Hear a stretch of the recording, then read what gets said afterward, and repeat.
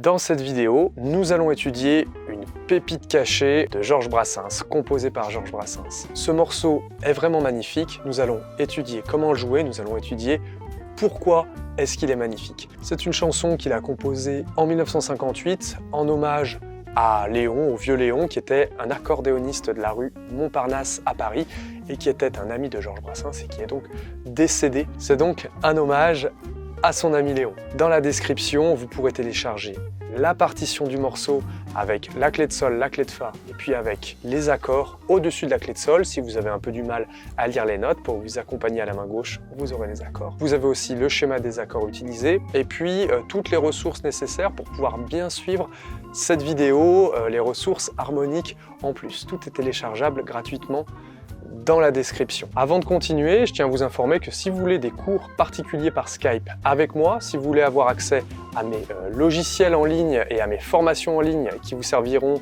à apprendre à improviser, à apprendre à lire les partitions à vue à la première lecture, à apprendre à lire les lead sheets, c'est-à-dire les accords plus la clé de sol pour avoir des partitions simplifiées et qui vous permettront aussi d'apprendre votre oreille relative pour pouvoir composer, improviser et jouer du piano à l'oreille beaucoup plus facilement. Bien, il y a ma classe de piano en ligne. Si vous êtes intéressé, le lien est en description. Regardez s'il reste de la place pour pouvoir vous inscrire et bénéficier de mes logiciels de défilement et voilà, des centaines de vidéos de formation que je propose sur ma plateforme en ligne. Et bien sûr, n'hésitez pas à mettre votre interprétation de ce morceau Le Vieux Léon sur mon groupe Facebook public dans lequel vous pourrez échanger avec d'autres personnes qui me suivent et qui ont réalisé plein de partitions et plein d'exercices que je donne à travers cette chaîne. Dans ce morceau, ce qui va le rendre voilà, vraiment magnifique, c'est qu'il va y avoir beaucoup de modulation et il va y avoir des dominantes secondaires qui vont donner des effets de tension et de résolution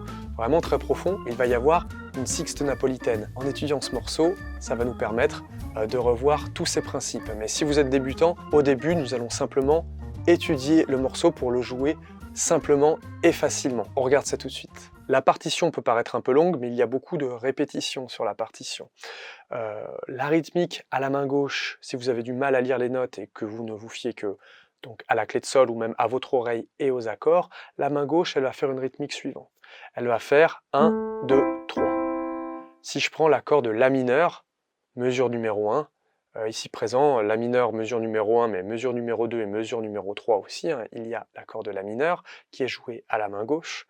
Et donc, ça va faire 1, 2, 3. Les accords vont être faits en position fondamentale pour accompagner. C'est de 1 plus simple à jouer, puis de 2, ça nous fait entendre la note fondamentale de l'accord, la note principale de l'accord.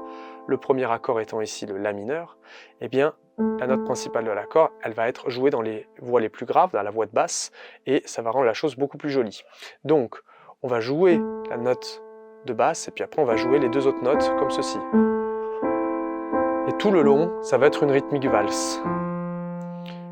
Ça va être, après l'accord de Fa, comme ceci. Après un accord de Sol 7, qu'on peut jouer comme ceci. On n'est pas obligé de jouer la septième. Puis après l'accord de Do. Comme ceci. Alors l'accord de Do, on va jouer le Do, le Mi, le Sol, et puis on va doubler la note la fondamentale de l'accord, la note de Do. Ok ?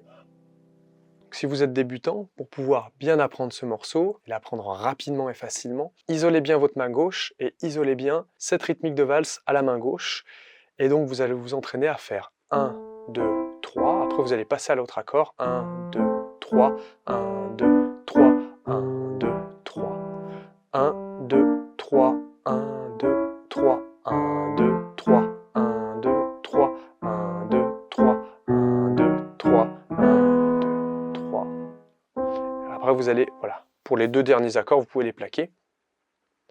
Mesure 16 et mesure 17 que nous avons là. Ça nous donne la meilleure base pour appréhender le morceau. Il y a peut-être beaucoup d'accords dans ce morceau, néanmoins les accords s'enchaînent lentement, ce qui rend le morceau finalement assez simple à mettre en place. Il va être un peu plus dur à mémoriser, mais il va être quand même assez simple à jouer, de par le fait que le morceau ne va pas trop vite, la rythmique est toujours la même, et on est sur une métrique extrêmement minimaliste. Vous voyez, il y a énormément à la mélodie, nous allons le voir, de noir, donc ça va faire une note par temps, ok.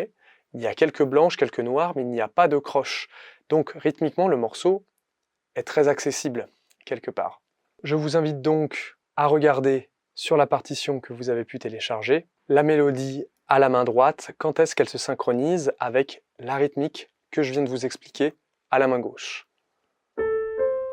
Vous voyez, par exemple mesure 3, ça se synchronise de façon assez simple quelque part.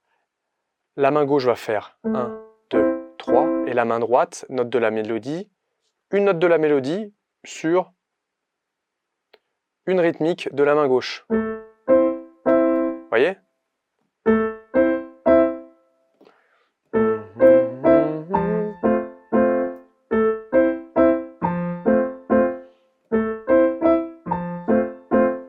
Vous remarquerez que sur ce morceau, il y a beaucoup d'annotations harmoniques. Dans cette vidéo, ça va nous permettre de faire des démonstrations harmoniques pour pouvoir mieux comprendre la musique. Lorsque l'on comprend mieux la musique, et bien après, on est mieux armé, on est mieux outillé pour pouvoir mémoriser les morceaux, pour pouvoir composer, pour pouvoir improviser. Ce morceau, il est d'une richesse harmonique très intéressante et ça va pouvoir aiguiser notre œil d'analyste. Nous avons un morceau qui est en tonalité de la mineure. Mais des fois, il va y avoir des emprunts à d'autres tonalités, il va y avoir d'autres modulations. Dans la description, vous pourrez trouver les gammes qui sont utilisées pour composer ce morceau, c'est-à-dire la gamme de la mineure et la gamme de Do majeur, la gamme de la mineure harmonique, toutes ces notes ici présentes, et puis la gamme de Do majeur, on la connaît bien.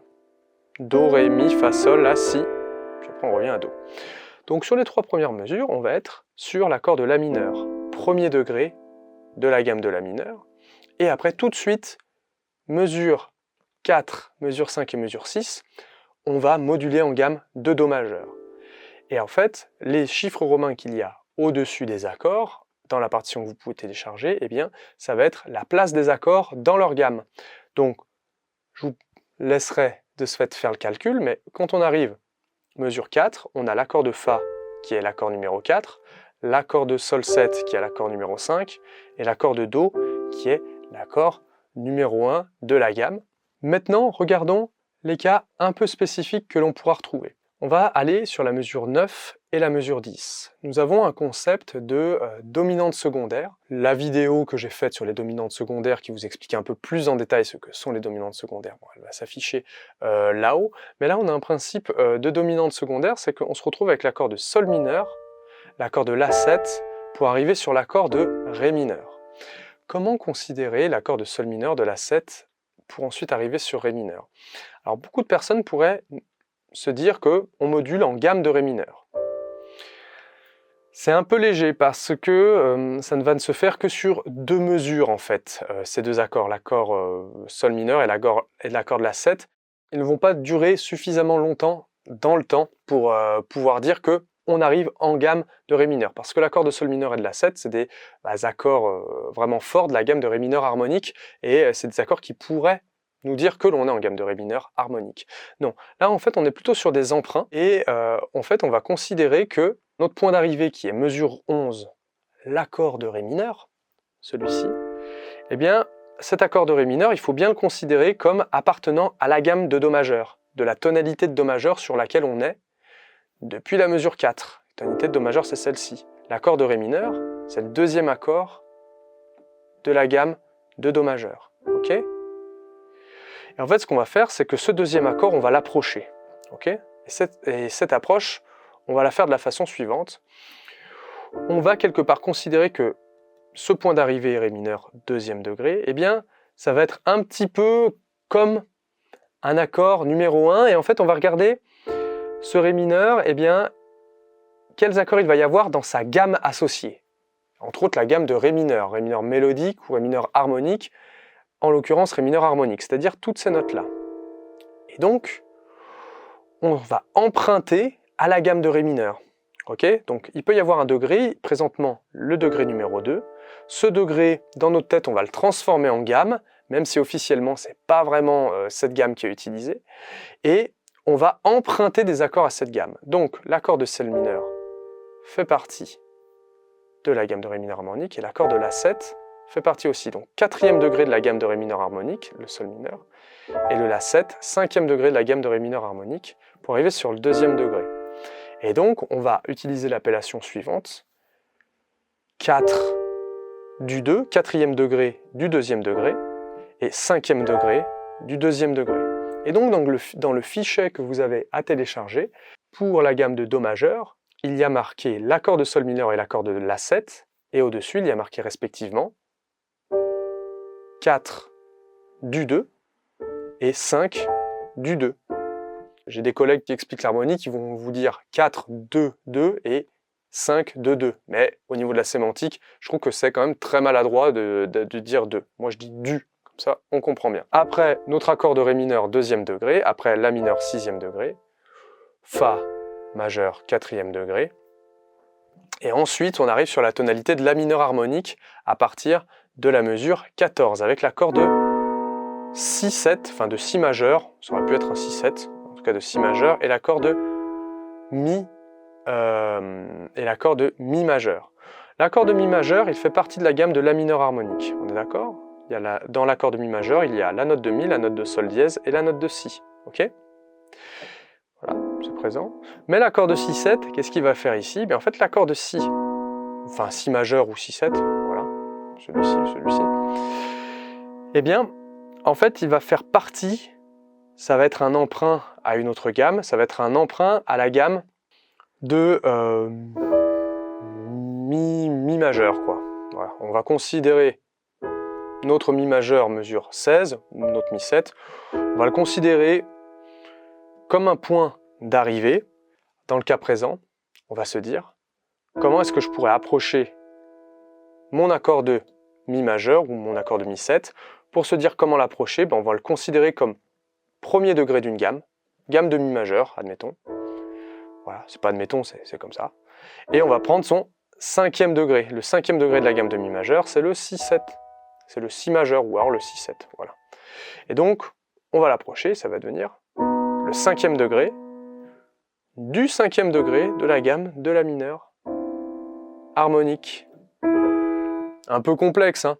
La vidéo sur les dominantes secondaires s'affiche juste au-dessus de ma tête. Vous pouvez aller la voir si ça vous intéresse. Vous aurez des explications un peu plus détaillées avec des aides-mémoire voilà, bien précis. Le dernier concept qu'il va y avoir sur ce morceau, ça va être l'accord de sixte napolitaine. On va le retrouver mesure 44. Ok? Nous avons un accord de Si bémol. Dans ce cas-là, nous sommes en gamme de La mineur harmonique.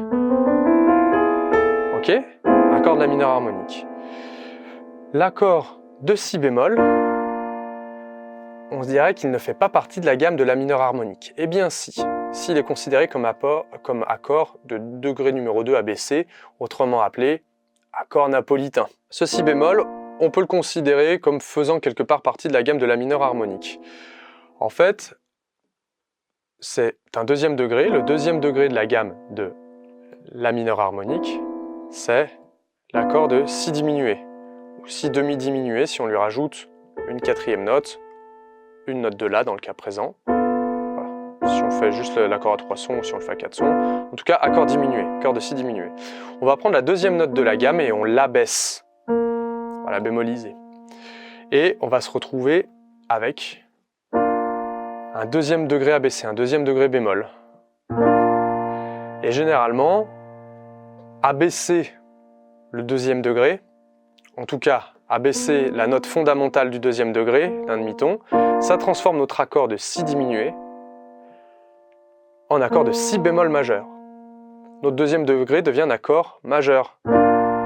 Et ensuite, on se retrouve mesure 46 avec un Mi 7. L'accord de Mi 7, c'est un accord du cinquième degré de la gamme de La mineur harmonique.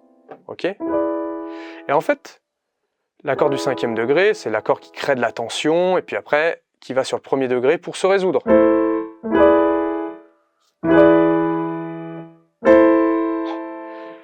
Mais si on approche cet accord du cinquième degré, notre Mi 7, par un accord du deuxième degré avec une note de basse que l'on a abaissée d'un demi-ton, pour que notre accord du deuxième degré devienne un accord majeur, même un accord machette, mais bon, voilà, c'est plutôt majeur, eh bien ça donne vraiment un effet super cool. Un accord un peu mystérieux. On va avoir quelque part un emprunt. On va avoir quelque part un emprunt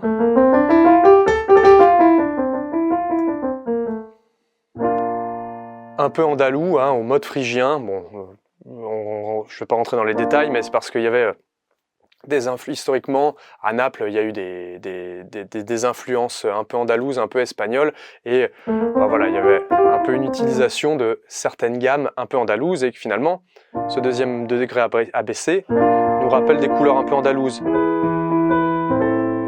C'est une des explications. Vous allez me dire pourquoi est-ce qu'on dit sixte napolitaine? Parce qu'en fait, ce n'est pas dans le cas présent, ici on voit juste un accord de si bémol, mais en musique classique, cet accord de sixte napolitaine, cet accord de deuxième degré abaissé, on a tendance à le jouer en renversement, même à la main gauche. Donc c'est-à-dire qu'on a tendance à le jouer comme ceci. Vous voyez? Au lieu de le jouer comme ceci, on le joue comme ceci. Et en fait, l'intervalle qu'il va y avoir entre la deuxième note de l'accord, le Ré, et la première note de l'accord, le Si bémol, eh bien, c'est un intervalle de sixte. Et donc, voilà, c'est sixte napolitaine, parce qu'on le joue en fait en premier renversement qui est en intervalle de sixte. Ce que l'on a fait aujourd'hui est une vidéo avec des concepts assez riches que j'ai essayé de résumer simplement et rapidement à travers ce morceau. Si vous l'apprenez bien, ça va vous permettre quand même de commencer à bien les ancrer. Pour aller plus loin sur votre compréhension des dominantes secondaires, il y a donc cette vidéo qui s'affiche juste ici. Je vais utiliser plusieurs exemples, dont le morceau Les Champs-Élysées de Joe Dassin. Salut à tous.